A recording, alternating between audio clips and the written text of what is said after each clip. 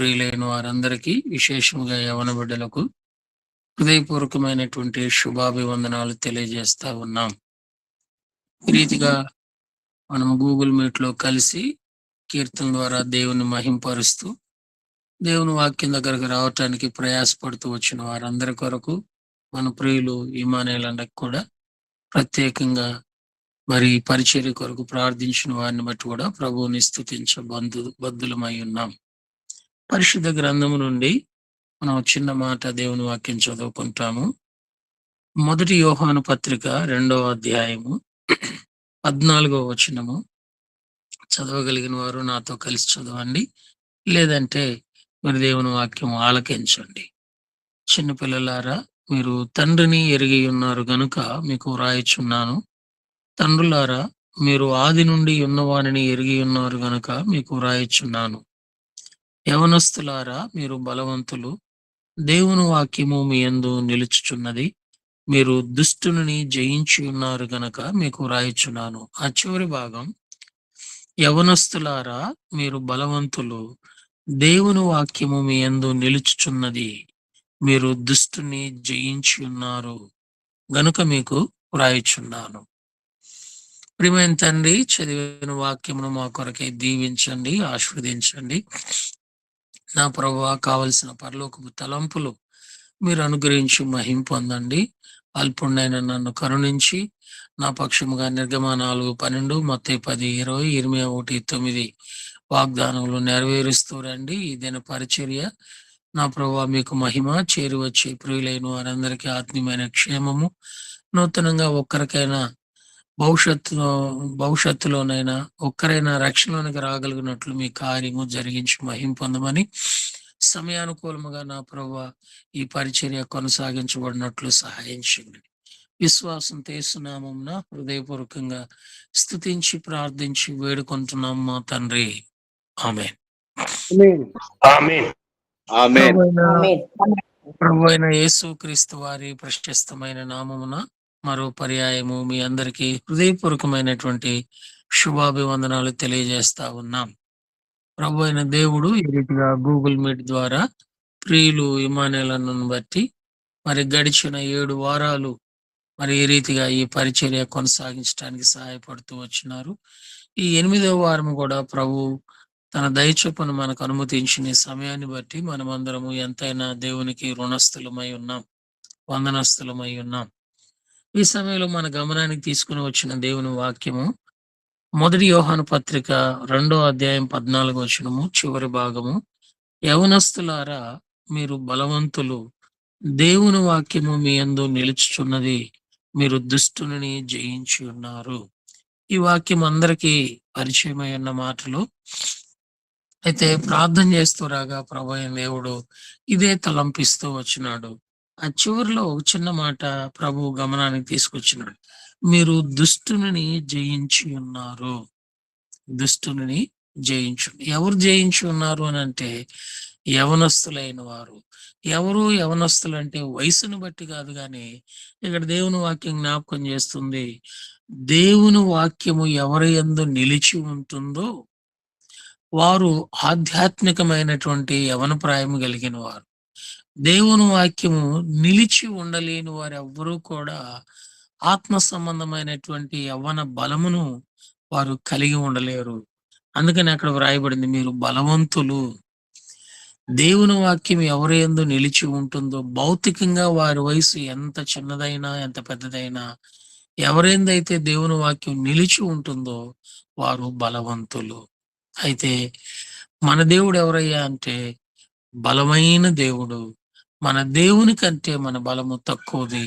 మనకంటే బలమైనది, మన దేవుని కంటే బలం తక్కువ కలిగినది ఎవరయ్యా అంటే దుష్టుడు. ఆ దుష్టుని మనము జయించే వారిగా ఉండాలి అని దేవుని యొక్క అభిష్టమై ఉన్నది. మరి ఆ దుష్టుని మనం జయించాలి అంటే ఏం చేయాలి? ఆ చివరి మాట ప్రభు గమనానికి తీసుకుని వచ్చినాడు. మీరు దుష్టుని జయించి ఉన్నారు. ఇది దేవుని వాక్యం చెంతకొచ్చే వారందరి మీద దుష్టుడు శక్తి వంచన లేకుండా దాడి చేస్తూ ఆత్మీయంగా, ఆర్థికంగా, ఆరోగ్యంగా, ఆలోచన పరంగా, కుటుంబముగా, సంఘముగా, వ్యక్తిగతంగా దాడి చేస్తూ ఏ విధముగానైనా దేవుని వాక్యములో నిలిచి ఉన్న వారిని ఓడించి తనతో పాటు ఆరని అగ్నిగుండానికి తీసుకొని పోవాలనేది అపవాది యొక్క ఆలోచన. విశేషముగా యవనస్తులైన వారిని. అయితే దేవుని వాక్యం జ్ఞాపకం చేస్తుంది కదా! మీరు దుష్టుని జయించి ఉన్నారు. ఈ ఉదయకాల సమయంలో దుష్టుని మనం జయించాలి అంటే మనకేం కలిగి ఉండాలి? ఆ దుష్టుని మీద విజయము పొందాలి అంటే మనము ఏమి కలిగిన వారమై ఉండాలి అనేది జ్ఞాపకం చేసుకుంటూ ఉంటాం. దుష్టుని జయించాలి అంటే మనం బలంగా ఉండడం మాత్రమే గాదు. ఆ దుష్టుడైన వాడు మన మీదకి ఏ రీతిగా దాడి చేస్తున్నాడు? ఆ దుష్టుని యొక్క ఆయుధం ఏమై ఉన్నది? ఆ దుష్టుని యొక్క ప్రభావము మన మీద లేక దేవుని వాక్యం చెంతకొచ్చే సార్వత్రిక సంఘములో ఉన్న సకల పరిశుద్ధుల మీద మరి చూపుతూ ఉన్నది. మనం ఎరిగిన వారమైతే దానిని జయించటానికి అవకాశం ఉంటుంది. చూడండి, స్టూడెంట్స్ అయిన వారు ఎగ్జామ్స్‌లో మరి ఫస్ట్ క్లాస్‌లోనికి రావాలి అంటే వారి అకాడమిక్ ఇయర్ సిలబస్‌లో వారు మరి ఎగ్జామ్ పేపర్‌లో ఏ క్వెషన్ ఇచ్చినా గాని ఫస్ట్ క్లాస్‌లో పాస్ అయ్యే విధంగా ఉండాలి అంటే వారికి ఆ సబ్జెక్ట్ యొక్క అవగాహన క్షుణ్ణంగా కలిగిన వారై ఉండాలి. అప్పుడు వారు జయం పొందేవారిగా ఉంటారు. ఆత్మీయ జీవితంలో కూడా దుష్టుని మనం జయించే వారిగా ఉండాలి అంటే ఆ దుష్టుడు మన మీద ఏ రీతిగా దాడి చేస్తాడో మనం ఎరిగిన వారమైతే గనక ఖచ్చితంగా మనము కూడా జయ జీవితం కలిగిన వారమై ఉంటాం. అయితే ఆ దుష్టుడు ఆది నుండి రహస్య రాకడలో సంఘం ఎత్తబడేంత వరకు భౌతికంగా ఉన్న యవనస్తులైన వారినైనా, దేవుని యొద్దకొచ్చి దేవుని వాక్యంలో నిలిచి ఉండే యవనస్తులైన వారినైనా ఓడించటానికి అపవాది మన మీద దాడి చేసే 6 ఆయుధాలు లేక 6 రకాలైనటువంటి ఆలోచనలు అపవాది కలిగి ఉంది. ఈ ఆరింటిని మనం ఎరిగిన వారమై వాటిని జయించటానికి దేవుని వాక్యమును గనక కలిగి ఉంటే ప్రభువు తప్పక మన పక్షంగా అట్టి జయ జీవితాన్ని అనుగ్రహించేవాడిగా ఉంటాడు. ఎందుకంటే మన ప్రభువైన యేసుక్రీస్తు వారు జయశాలిగా ఉన్నాడు. మరణాన్ని జయించిన వాడిగా ఉన్నాడు. పాపాన్ని జయించిన వాడిగా ఉన్నాడు. పాతాళాన్ని జయించిన వానిగా ఉన్నాడు. లోకాన్ని జయించిన వానిగా ఉన్నాడు. శోధనను జయించిన వానిగా ఉన్నాడు. ఆయన పునరుద్ధానుడైన బలమైన దేవుడుగా ఉన్నాడు. ఆ పునరుద్ధానుడైన దేవుని యొక్క బలము ప్రతి యవన బిడ్డ కూడా పొందినవాడై దుష్టుని జయించాలనేది దేవుని యొక్క సంకల్పమై ఉన్నది. కనుక ప్రియమైన యవన బిడ్డలారా, ఆ దుష్టుడు ఏ రీతిగా మన మీద దాడి చేస్తాడు అంటే సింపుల్ గా గుర్తుంచుకోవటానికి 6 పదాలు, ప్రతి పదము కూడా డి అనే అక్షరంతో ఆరంభమవుతాయి. మొదటిది డౌట్. డౌట్. డిఓయుబిటి డౌట్. అపవాది ఆది నుండి కూడా దేవుని ప్రజలైన వారు జయ జీవితం పొందకుండా ఉండటానికి అపవాది వాడుతున్నటువంటి ఆయుధం ఏమిటయ్యా అంటే డౌట్, అనుమానము. ఉదాహరణకి ఆదికాండము 3వ అధ్యాయము మొదటి వచనాన్ని మనం గమనించి చూసినట్లయితే దేవుని ప్రతిరూపముగా దేవుని యొక్క స్వారూప్యతలో ఉన్నటువంటి ఆది తల్లిదండ్రులైనటువంటి ఆదాము అవ్వ దగ్గరకు వచ్చి దుష్టుడు ఇది నిజమా అని అనుమానాన్ని పుట్టించింది. దీని ద్వారా ఏమైందంటే వారు దేవుని మహిమను కోల్పోవలసి వచ్చింది. దేవుని యొక్క సన్నిధిని కోల్పోవలసి వచ్చింది. దేవుని యొక్క ఆశీర్వాదాన్ని కోల్పోవలసి వచ్చింది. దేవుని యొక్క సంతోష సహవాసాన్ని కోల్పోవలసి వచ్చింది. వారి జీవితంలో భయము ప్రారంభమైంది. ఓ ప్రియమైన సహోదరి సహోదరుడా, గమనించు, దేవుని వాక్యం స్పష్టంగా అపవాది మన మీద దాడి చేస్తున్నటువంటి ఆయుధాలలో మొదటిది జ్ఞాపకం చేస్తుంది డౌట్. ఇది ప్రతి విశ్వాసి జీవితంలోను, ప్రతి క్రైస్తవుని జీవితంలోను, ప్రతి సామాన్యమైన వాని జీవితంలోను అపవాది తీసుకొని వస్తున్న ఆయుధం. అపవాది యొక్క ఆలోచన ఏమిటంటే డౌట్. దేవుని మీద అనుమానం, దేవుని వాక్యం మీద అనుమానం, దేవుని సంఘం మీద అనుమానం, దేవుని రాజ్యం మీద అనుమానం, దేవుని యొక్క రహస్య రాకడ మీద అనుమానం, దేవుడు చెప్పినటువంటి హెచ్చరిక పరలోకమున్నది, పాతాళమున్నదని అనే దాని మీద అనుమానాన్ని తీసుకొని వస్తా ఉంది. అందు మాత్రమే కాకుండా యవ్వన కాలంలో కూడా అనేక రకాలైన అనుమానాలు. నేను చదవగలనా? నేను పాస్ అవ్వగలనా? నేను ఉద్యోగం పొందగలనా? నేను వివాహం కాగలనా? నాకు సంతానం కాగలుగుతుందా? నేను ఆశీర్వదించబడతానా? ఇలాంటివన్నీ అనుమానాలతో మానవుణ్ణి, దేవుని ప్రజలైన వారిని అపవాది ఓడిస్తా ఉంది. అందుకనే వ్రాయబడింది, మీరు దుష్టుని జయించి ఉన్నారు. ఆ దుష్టుని జయించాలి అంటే అనుమానం అనేది మన జీవితంలో, క్రైస్తవ్యంలో ఉండకూడదు. అట్లాంటి అనుమానం ద్వారా సాక్షాత్తు ప్రభువారి యొక్క హస్తాల చేత నిర్మింపబడినటువంటి ఆదాము, తనలో నుంచి తీయబడినటువంటి అవ్వ, వారిరువురు కూడా ఇది నిజమా అని అపవాది తీసుకొచ్చినటువంటి అనుమానానికి బలి కావాల్సొచ్చింది. వారు ఓడిపోయిన వారిగా ఉన్నారు. ఈ ఉదయకాల సమయంలో లైవ్‌లో జాయిన్ అయినటువంటి ప్రియమైనటువంటి సహోదరి, సహోదరుడా, విశేషముగా యవ్వనస్తులారా, నీకేదైనా అనుమానం ఉన్నదా దేవుని వాక్యం మీద? నీకేమైనా అనుమానం ఉన్నదా దేవుని యొక్క సంకల్పం మీద? ఈ అనుమానం అనేది అపవాది తీసుకొస్తుంది. అపవాది తంత్రమును ఎరిగిన వానివై నీవును దానిని జయించునట్లు దేవుని వాక్యమును ఆధారం చేసుకొని ఇట్టి జయ జీవితం పొందవలసిందిగా ప్రభువు పేరట మనవి చేస్తూ ఉన్నాం. మొదటిగా అపవాది మన మీద దాడి చేసేది ఏంటయ్యా అంటే డౌట్, అనుమానము. రెండవది మనం గమనించినట్లయితే డిలే, ఆలస్యం. ఉదాహరణకి 2 సమూయేలు గ్రంథము 11 అధ్యాయము మొదటి 2 వచనాల్లో, వసంత కాలమున యుద్ధ భూమిలో యుద్ధము జరుగుచూ ఉన్నప్పుడు దావీదు ప్రొద్దుగూకు వేళ వరకు నిద్రపోయి లేచి మిద్దె మీదకి వెళ్ళి యుద్ధ భూమిలో ఉన్న సమాచారాన్ని చూడవలసిన వాడిగా ఉండి, ఆ సమాచారం చూడకుండా మిద్దె మీద అటూ ఇటూ తిరుగుతూ కాని దృశ్యమును చూసి తన జీవితంలో దేవుని దృష్టికి ఆ ఒక్క విషయంలో తప్ప దావీదు మరి ఏ విషయంలో కూడా దోషిగా ఎంచబడలేదు. కారణమేమనగా యుద్ధ సమయంలో దావీదు ప్రొద్దుగుంకేంత వరకు నిద్రపోతూ ఉన్నాడు. దావీదు ఎవరయ్యా అంటే యుద్ధ నేర్పరి. దావీదు ఎవరయ్యా అంటే విజయశాలి. దావీదు ఎవరయ్యా అంటే ఆయుధం లేకుండానే మేకపిల్లను మ మేకపిల్లను సింహపు నోట్లో నుంచి రక్షించినటువంటి యుద్ధ నైపుణ్యత కలిగిన వాడు. ఏలాలోయలో గొల్లియాతును జయించినటువంటి విజయశాలిగా ఉన్నాడు. అయితే ప్రొద్దుగుంకిన వాళ్ళ వరకు దావీదు నిద్రపోయి ఆలస్యంగా లెగవటం ద్వారా, యుద్ధ భూమి వైపు చూడకుండా అనాలోచనకు గురి కావటం ద్వారా దావీదు జీవితంలో పతనము, ఓటమి చవి చూడవలసి వచ్చింది. ప్రియమైన యవనస్తులారా, మరి మన జీవితంలో ఆలస్యం అనేది అపవాది చేసే ఆయుధం.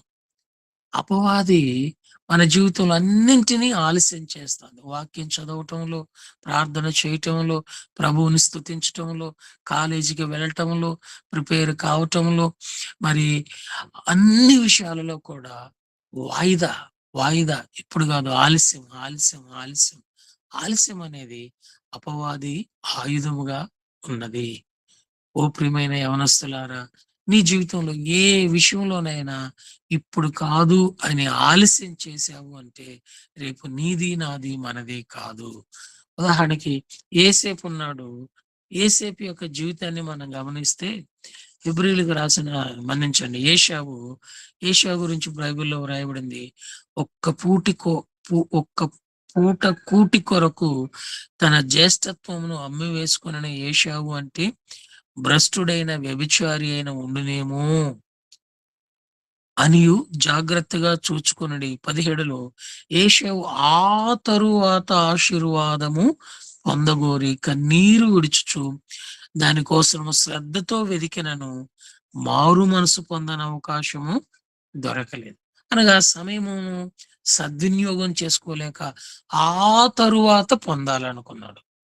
అయితే మారు మనసు పొందటానికి అవకాశము దొరకలేదు.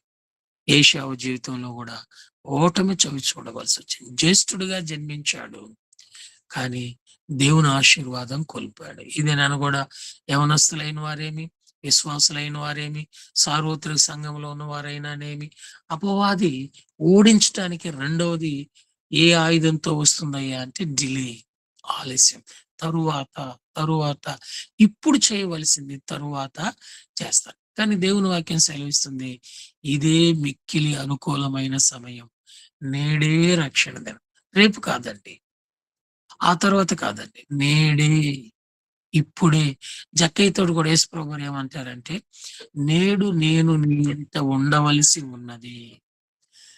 జక్కయ్యతో యేసుప్రభువారు చెప్పిన మాట ఏమిటంటే, నేడు ఈ ఇంటికి రక్షణ వచ్చి ఉన్నది.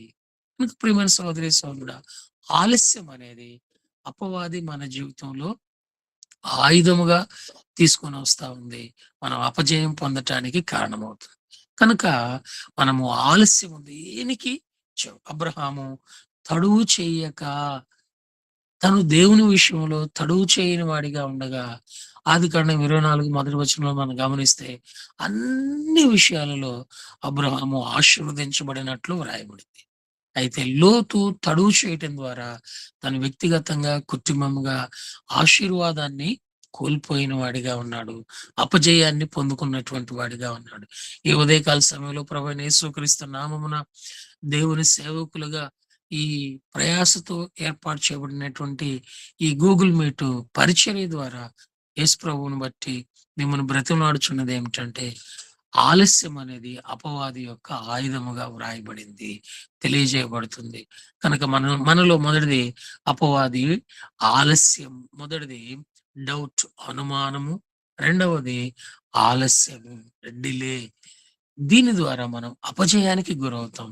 అయితే ఇది మనం ఎరిగిన వారమే, ఆలస్యం చేయక అబ్రహాము వలె తడువు చేయక ఉన్నట్లయితే ఖచ్చితంగా దుష్టుని మనము జయించటానికి దేవుడు తన పునరుద్ధాన బలమును అనుగ్రహించేవాడిగా ఉంటున్నాడు. మూడవది మనం గమనించి చూసినట్లయితే డిస్కరేజ్మెంట్, నిరుత్సాహపరచబడటం, కృంగజేయబడటం. ఉదాహరణకి ఏలియా లాంటి జీవితాన్ని గనక మనం గమనించినట్లయితే, ఏలియా మొదటి రాజుల గ్రంథం 17వ అధ్యాయము మొదటి వచనములో దేవుని సన్నిధిలో నిలిచిన వాడై యెజెబెలు యొక్క ప్రవక్తలను ఓడించి ఆకాశము నుండి అగ్నిని కురిపించి దేవుడున్నాడని రుజువుపరిచినటువంటి రోషం కలిగినటువంటి ప్రవక్త ఏలియా. ఏలియా అనగా అర్థము యాజ్ అబౌవ్, పైనున్నటువంటి వాడు.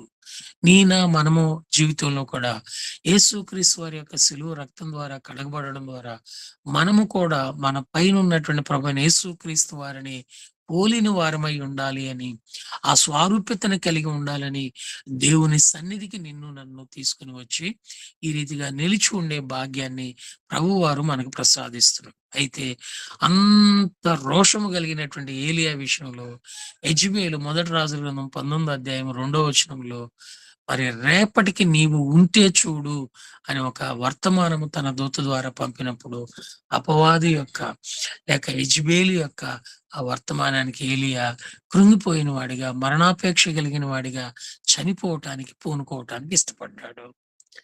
ప్రియమైన సహోదరి, సహోదరుడా, యవ్వన కాలంలో కూడా ఇదే నాన్న, అపవాది ఎన్నో రీతిలుగా నిన్ను కృంగజేస్తూ ఉంది. దేవునిలో గడిచిన దినాల్లో నీ విజయాన్ని పొందినావు. దేవునిలో గడిచిన దినాల్లో ఆశీర్వదించబడినావు, ఆరాధించున్నావు, అన్ని విషయాల్లో ఆనందంగా ఉన్నావు.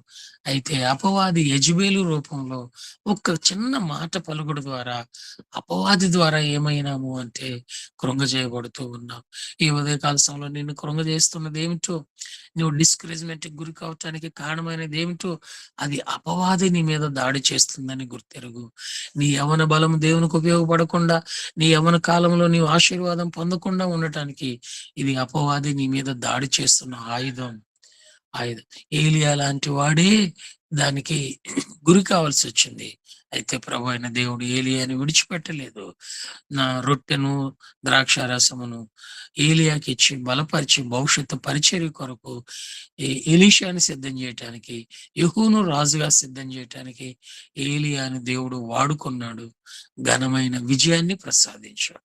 అలాగే నీ జీవితంలో కూడా దేవుని మాట విని నీ హృదయంలో నిరుత్సాహానికి, కృంగుదలకు చోటివ్వకుండా అపవాదిని జయించటానికి నీకు ఆలోచనకర్త అయిన దేవుని వాక్యానికి గనక నీవు చోటిచ్చినట్లయితే నీ ద్వారా భవిష్యత్తు నీ వ్యక్తిగత జీవితానికి, కుటుంబ జీవితానికి, సంఘ జీవితానికి ఆశీర్వాదకరంగా ఉండే విజయాన్ని ప్రభు అయిన దేవుడు ఇచ్చేవాడిగా ఉంటున్నాడు. 3 విషయాలు చూస్తూ వచ్చాం. అపవాది నీవు దుష్టుల్ని జయించకుండా ఉండటానికి, ఓడిపోవటానికి నీ మీద, తన సంఘం మీద దాడి చేస్తున్నటువంటి 3 ఆయుధాలు జ్ఞాపకం చేసుకుంటూ వచ్చాం. మొదటిది ఏమిటయ్యా అంటే డౌట్, అనుమానము. రెండవది ఏమిటయ్యా అంటే డిలే, ఆలస్యము. మూడవది ఏమిటయ్యా అంటే డిస్కరేజ్మెంట్, నిరుత్సాహపరచబడుట. నాలుగవది చూస్తామనండి. నాలుగవది ఏమిటయ్యా అంటే డైవర్షన్, దృష్టి తొలగి జీవించేది. డైవర్షన్, చేరవలసిన గమ్యస్థానము చేరకుండా దారి తప్పిపోయేది. ఉదాహరణకి బైబిల్‌లో ఇద్దరు యవనస్తుల జీవితాల్ని పోలికగా జ్ఞాపకం చేసుకుంటే, ఇద్దరి పేరుల్లో మొదటి అక్షరము వారిది కలుస్తా ఉంటది. ఎవరయ్యా అంటే వారు సంసోను మరియు సమూయేలు. వారిద్దరూ నాజీరు చేయబడిన వారు. వారిద్దరూ గొడ్రాలి సంతానంగా ఎంచబడిన వారు. వారిద్దరూ ఇశ్రాయేలీయులకు న్యాయాధిపతులుగా ఉన్నటువంటి వారు. వారిద్దరి తల్లిదండ్రులు ప్రార్థనాపరులుగా ఉన్నటువంటి వారు. సంసోనును ఇశ్రాయేలీయులకు బలమైన నాయకుడిగా దేవుడిచ్చినాడు. బాల్యము నుండి దేవునికి ప్రతిష్ఠిత చేయబడినవాడు. అలాగే సమూయేలు కూడా అంతే.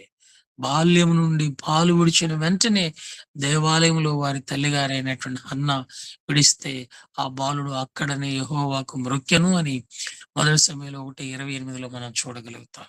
అయితే ప్రియమైన యవన బిడ్డలారా, వారిరువురి యొక్క యవన కాలంలో చూస్తే సంసోను దృష్టి తొలగిపోయి డెలీలా యొక్క వశములోనికి చిక్కుకొనిపోయి తన బలమును కోల్పోయి దాగోను దేవత గుడికి బందీగా, అంధుడుగా వెళ్ళిపోవటానికి కారణం ఏంటంటే గురి తొలగిన జీవితాన్ని జీవించాడు.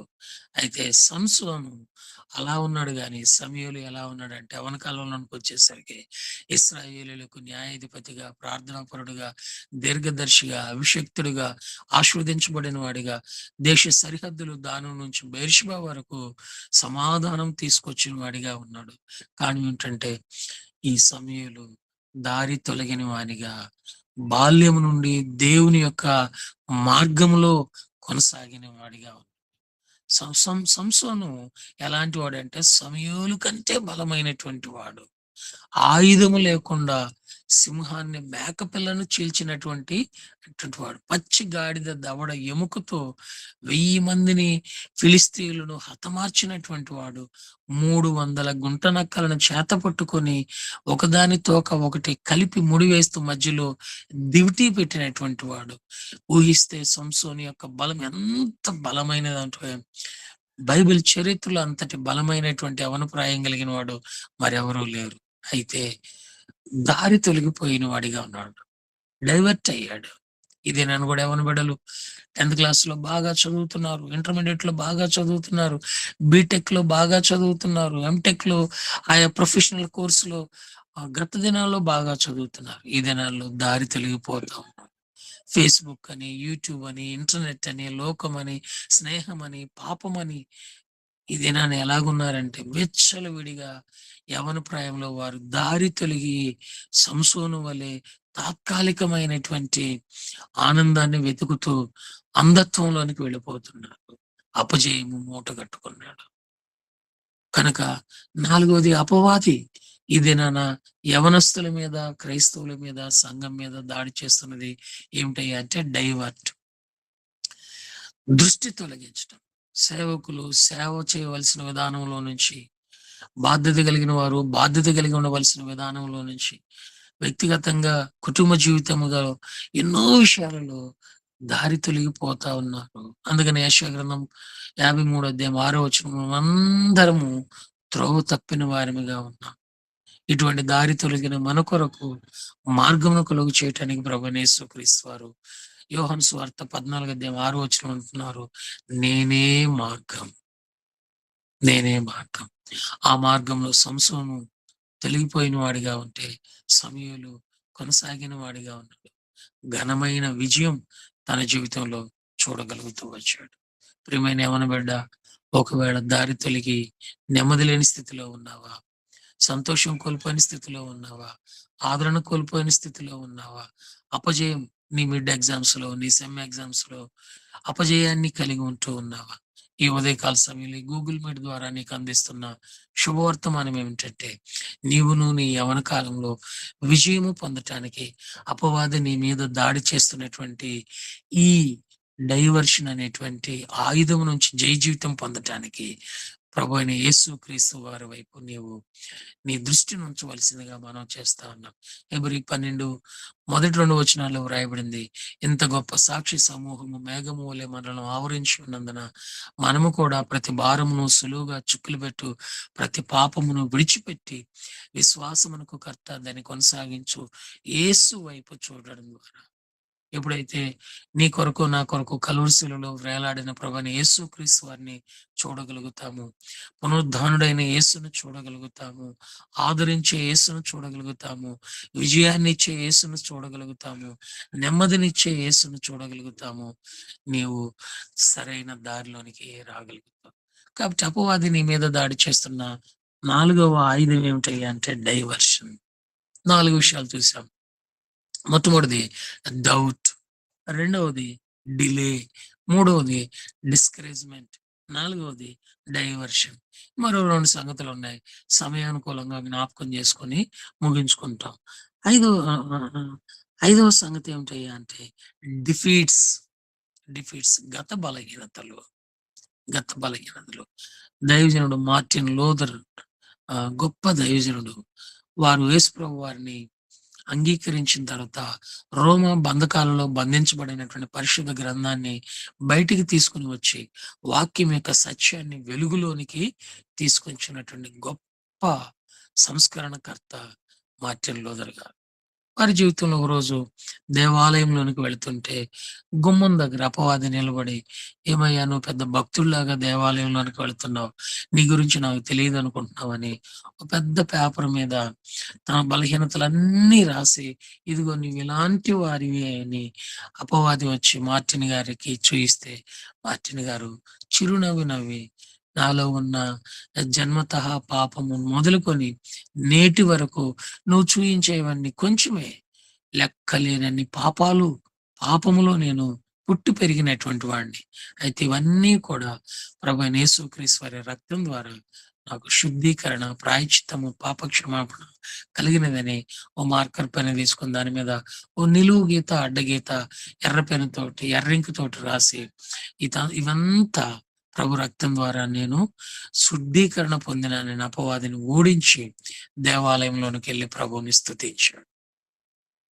అయితే ఈ దినాన క్రైస్తవ మీద, యవనస్తుల మీద అంతరంగంలో మానసికమైన దాడి అపవాది ఏం చేస్తుందంటే, ఈరోజు ఏదో పెద్ద భక్తుడిలా ఉన్నావే, బైబిల్ పట్టుకున్నావే, మందిరానికి వెళ్తున్నావే, ప్రార్థన చేస్తున్నావే, పరిశుద్ధుడిని అనుకుంటున్నావే, నువ్వు మొన్న ఏం చేసావో తెలుసా? నువ్వు గతంలో ఏం చేసావో తెలుసా?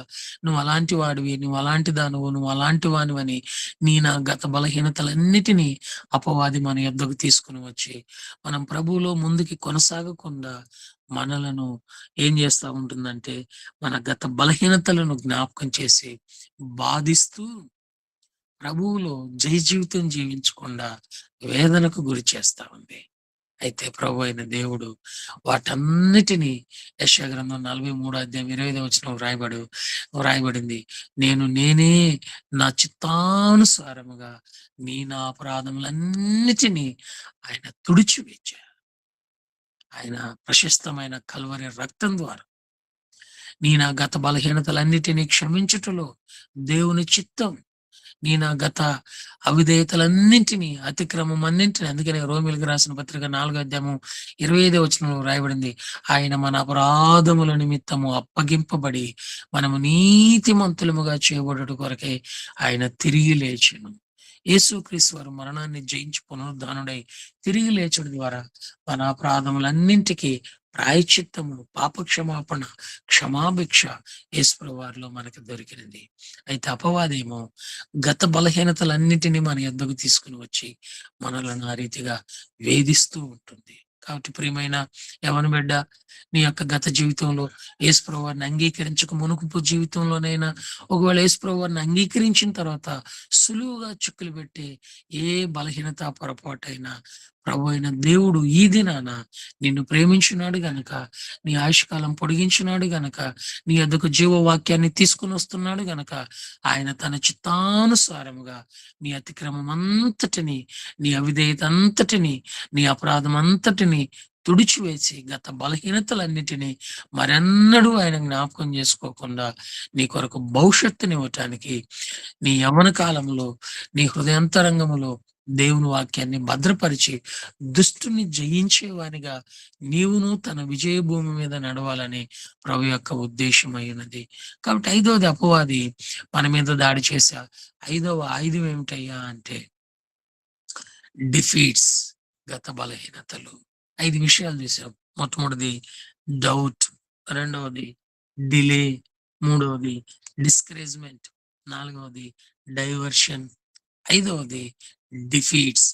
ఆరోజు చూసుకొని మనము సమయానుకూలంగా ముగించుకుంటాము. ఆరోజు మనం గమనించినట్లయితే డివిజన్స్, విభజించటం. ఇది నేను అపవాది ఏ రీతిగా దాడి చేస్తా ఉందంటే డివిజన్స్. కొన్ని చోట్ల ప్రాంతీయ విభజనలు వచ్చేసాయి. మీరు ఆంధ్ర వారు, మేము తెలంగాణ వారమని ప్రాంతీయ విభజనలు. కొన్ని చోట్ల మరి వయసు విభజన, మరికొన్ని చోట్ల ఆర్థిక విభజన, మరికొన్ని చోట్ల భయంకరమైనది కుల విభజన, మత విభజన, భక్తిలో ఇలాంటివన్నీ చోటు చేసుకుంటూ విభజిస్తా ఉన్నది. అపవాది యొక్క ఆలోచన ఏంటంటే విభజించి సహవాసంలో నిలిచి ఉండకుండా మనల్ని ఒంటరిగా చేసి మనము ఆత్మీయమైనటువంటి బలము పొందకుండా, అన్ని విషయాలలో మనము జయము పొందకుండా అపవాది విభజించి పరిపాలన చేస్తాం. అందుకనే ఈ దినాల్లో సంఘాల్లో కూడా మనం గమనిస్తే డివిజన్స్, మీ డినామినేషన్ వేరు, మా డినామినేషన్ వేరు, మీ భక్తి వేరు, మా భక్తి వేరు, మీ పద్ధతి వేరు, మా పద్ధతి వేరు అనే రకరకాలైనటువంటి విభజన ఇదేనా అపవాది తీసుకొస్తాం. ప్రియమైన సహోదరి సహోదరుడు, మనమందరం ప్రభువైన యేసుక్రీస్తు వారి యొక్క శిలువ రక్తం చేత కడగబడిన వారు, ఏక ఆత్మ ద్వారా, ఏక దేవుని వాక్యం ద్వారా మనము ఐక్యపరచబడిన వారు. మన గురించి ప్రభు అయిన దేవుని వాక్యం ఏం జ్ఞాపకం చేస్తుందంటే, మొదటి యోహాను పత్రిక 1వ అధ్యాయం 3వ వచనంలో చూస్తే, మాతో కూడా మీకును సహవాసము కలుగునట్లు, మాతో కూడా మీకును సహవాసం కలుగునట్లు మేము చూచిన దానిని, వినిన దానిని మీకు తెలియచేయుచున్నాము. మన సహవాసం అయితే తండ్రితో కూడాను, ఆయన కుమారుడైన యేసు క్రీస్తుతో కూడాను ఉన్నది. మన సంతోషము పరిపూర్ణమగుటకై మేము ఈ సంగతులు వ్రాయచున్నాం. మనము పరిపూర్ణమైన సంతోషం పొందకుండా, ప్రభు యొక్క పునరుద్ధాన విజయమును పొందకుండా, తండ్రి అయిన దేవునితో, కుమారుడైన యేసుప్రభు వారితో, పరిశుద్ధాత్మ దేవుని యొక్క సహవాసం మనం కలిగి ఉండకుండా అపవాది ఇదేనన్న డివిజన్స్, విభజన తీసుకొని వస్తా ఉంది. దీని మనము ఎరిగిన వారమై ఈ సహవాసంలో నిలిచిన వారిగా, సహవాసం అనగా ఫ్రెండ్షిప్. ఇదేనా మనం ఎవరితో ఫ్రెండ్షిప్ చేస్తున్నామండి? మన సహవాసం ఎవరికండి? ఒక 10 నిమిషాల వ్యవధి ఉంది. ఇద్దరు వ్యక్తులు వారి జీవితంలో ఎవరెవరితో సహవాసం చేసి ఒకరు ఏ రీతిగా వర్ధిల్లారో, మరొకరు ఏ రీతిగా అపజయంలోనికి, ఆశీర్వాదంలో నుంచి తొలగిపోయాడో జ్ఞాపకం చేసుకొని ముగించుకుంటాం. ఉదాహరణకి చూస్తే దానియేలు భక్తుడున్నాడు. బబులోనులోనికి బానిసగా 10,000 మంది బాలురలను చెరగొనిపోతే అక్కడ కూడా సహవాసములో నిలిచిన వాడిగా ఉన్నాడు. దైవికమైన స్నేహమును కలిగిన వాడిగా ఉన్నాడు. దానియేలు యొక్క స్నేహితులు ఎవరయ్యా అంటే, ఆపద సమయంలో కూడా దానియేలుతో కలిసి ప్రార్థన చేయగలిగినటువంటి వారు.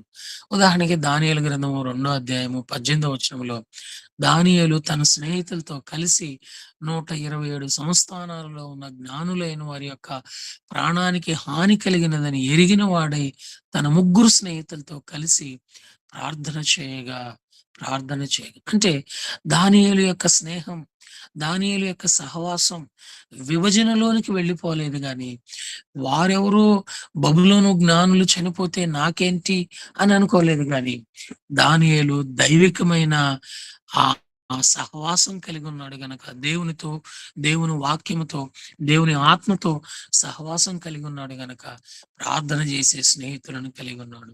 ఆ ఫ్రెండ్‌షిప్‌లో వారు నలుగురు కలిసి ప్రార్థన చేస్తే దేవుడు పరలోకమందున్నాడని భూమి మీద రుజువు చేయబడెను అని బైబిల్‌లో మనము స్పష్టంగా చూడగలుగుతాం.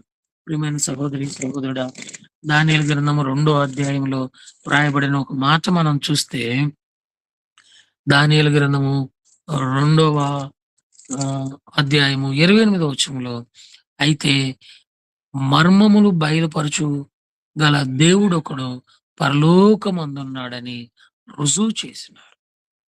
దానియేలుకున్న స్నేహితులు చూడండి. మర్మములు బయలుపరిచే దేవుడు పరలోకమందున్నాడని రుజువు పరచగలిగినటువంటి స్నేహము వారి ప్రార్థనా జీవితంలో కలిగుంది. వారిలో విభజనలు లేవు. వారు ఎటువంటి విభేదాలు కలిగి ఉండలేదు. వారి స్నేహం చూడండి ఎంత దైవికంగా ఉందో. తద్వారా కలిగిన ఆశీర్వాదం ఏంటంటే, షడ్రకు, మేషక్కు, అబేద్నెగోలు ఆ బబులోను సంస్థానములో ఉన్నతమైన స్థానంలోనికి హెచ్చించబడినారు. 3 అధ్యాయం 30 వచనంలో వారి ముగ్గురికి ఉద్యోగాలు వచ్చినాయి. 6 అధ్యాయం 2 వచనంలో 127 సంస్థానాల మీద ముగ్గురు ప్రధాన మంత్రులుంటే వారిలో ప్రముఖమైనటువంటి వాడిగా ఉన్నతమైన స్థానంలోనికి దానియేలు తీసుకొచ్చాడు. దానియేలు తీసుకొని రాబడినాడు. అనగా వీరు నలుగురికి ఏమైందంటే, ప్రస్తుతం మన భాషలో చెప్పాలంటే ఉద్యోగాలొచ్చాయి. ఉద్యోగాలొచ్చాయి. ప్రియమైన యవన బిడ్డ, నువ్వెంతగానో ప్రయాసపడి చదువుతున్నావు. అయితే కొంతమంది యవనస్తులైన వారిని చూసి చదువుకొని ఉద్యోగం లేక నిరుద్యోగులుగా చాలీ చాలని జీవితాలతో, చాలీ చాలని జీతాలతో అటు తల్లిదండ్రులను సంతోషపెట్టలేక, ఇటు కట్టుకునే వారిని సంతోషపెట్టలేననే భ్రమతో వివాహం కాలేక, వివాహమైనా కూడా దేవుని యొక్క ఉద్దేశం మేరకు సంతానము కలిగి ఉండలేక, ఎంతో మంది అపజయంతో వారి భవిష్యత్తుని ఆశీర్వాదకరంగా మార్చుకోలేకపోతా ఉన్నారు.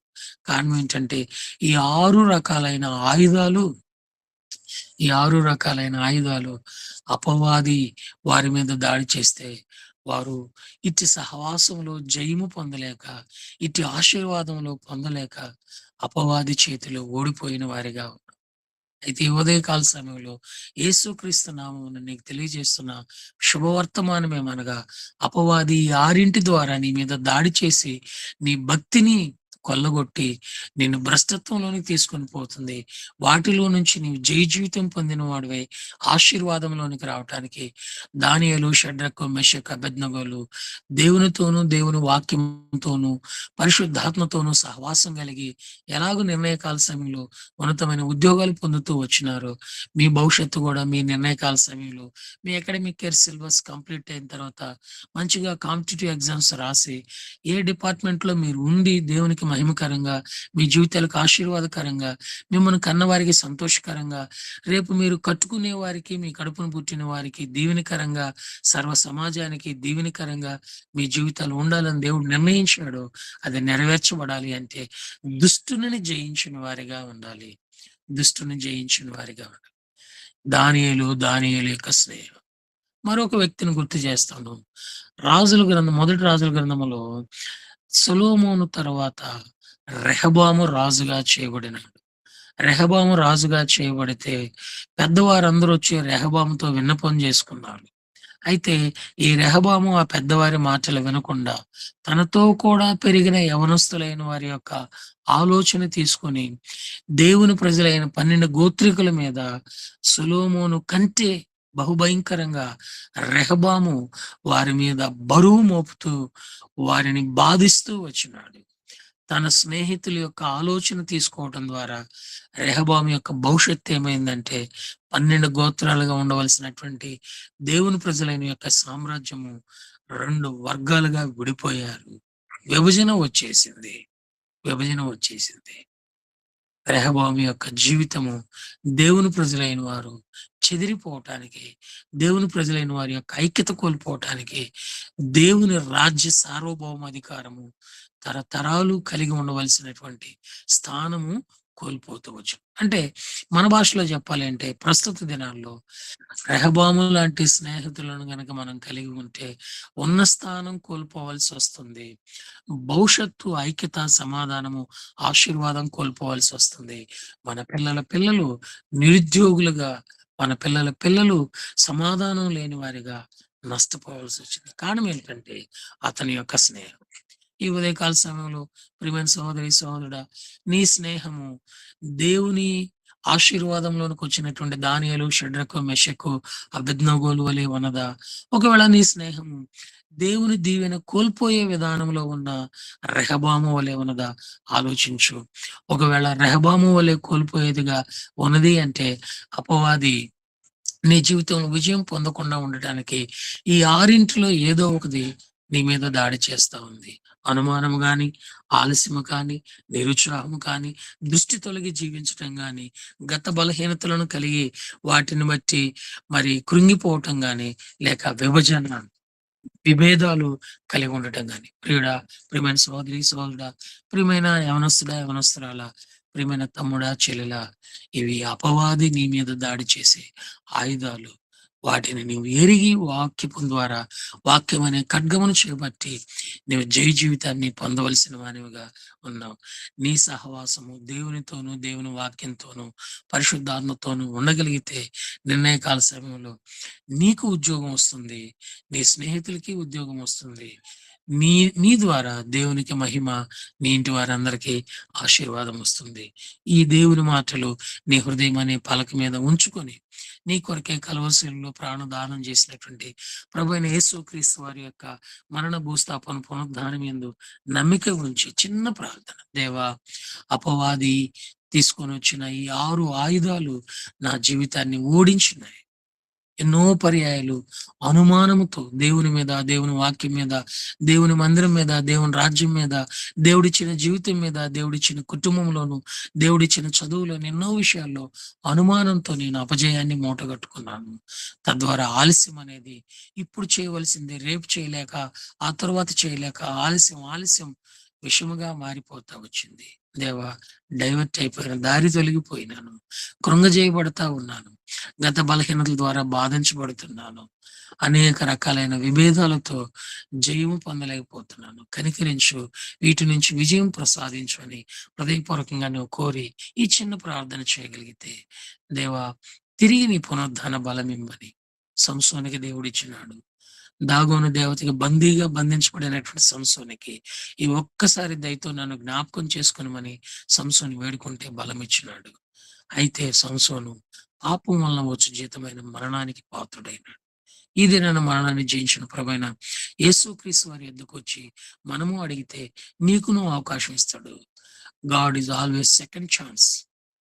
ప్రభు అయిన దేవుడు ఎప్పుడు నీకు నమ్మకం మనకి అవకాశాన్ని, రెండో అవకాశాన్ని ఇస్తాడు.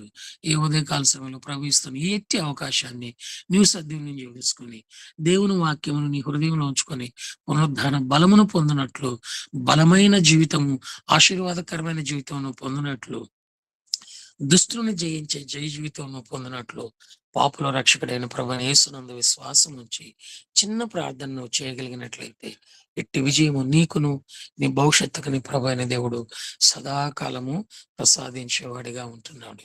ఇంకా ఎవరికైనా అనుమానం అనేది ఉంటే ప్రియమైన సహోదరి, సహోదరుడా, స్థానిక దైవ సేవకులు ఇమ్మానుయేల్ గారు ఫోన్ నెంబర్ మీకు అందుబాటులో ఉన్నది. వారు దేవుని వాక్యాన్ని ఇంకా మీకు వివరంగా అందించగలుగుతారు.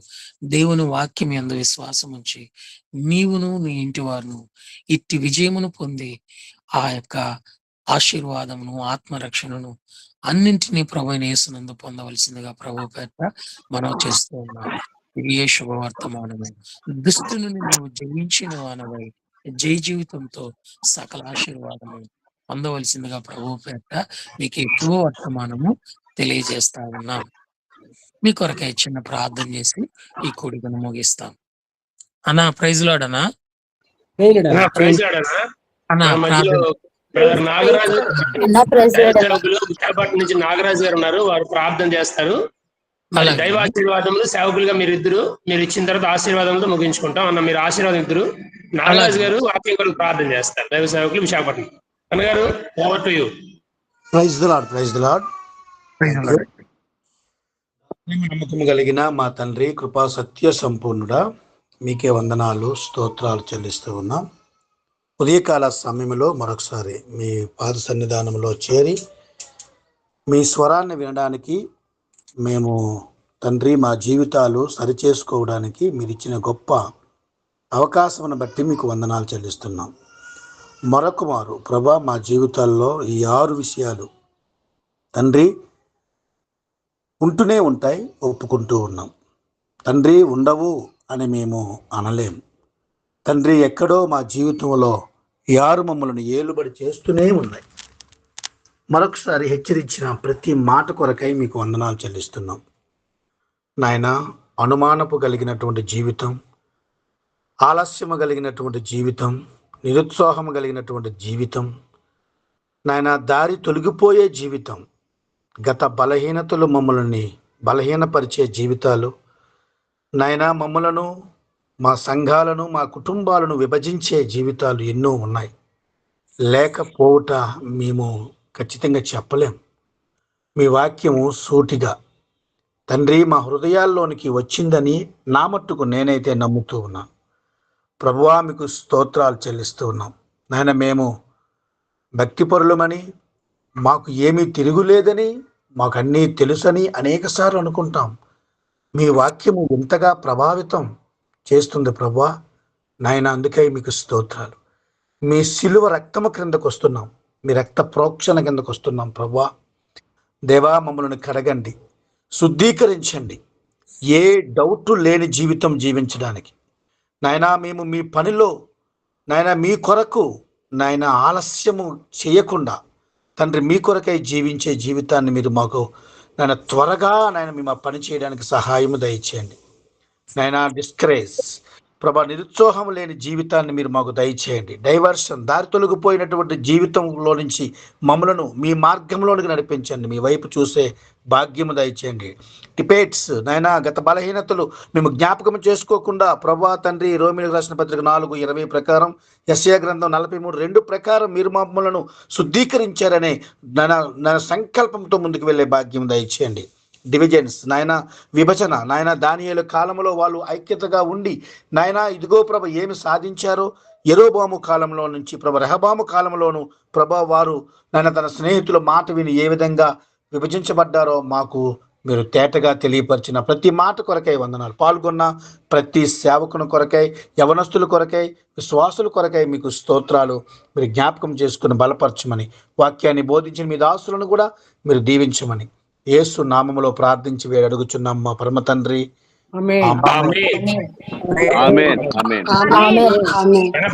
ఆశీర్వాదం అండి. అలాగే మన తండ్రి అయిన దేవుని ప్రేమయు, కుమారుడైన యేసుక్రీస్తు వారి కృపయు, పరిశుద్ధాత్మ దేవుని యొక్క అన్యోన్య సహవాసమును కూడి ఉన్న మనకును సకల పరిశుద్ధులకును, విశేషముగా దేవుని వాక్యం యందు నిలిచిన వారే దుష్టుని జయించి జయశాలి అయిన యేసునందు ఇహమందు పరమందు పరమాశీర్వాదము వ్యక్తిగతంగా, కుటుంబముగా, సంఘముగా పొంది శాంతమైన ఆత్మీయ జీవితంలో వర్ధిల్లాలని తీర్మానం కలిగిన తన వారందరికీ, మరి విశేషంగా ఈ గూగుల్ మీట్ లో పాల్పంపులు పొందిన ప్రియులైన వారికి సదాకాలము దేవుడు తోడై ఉండి నడిపి కాపాడి ఆశీర్వదించునుగాక. ఆమేన్.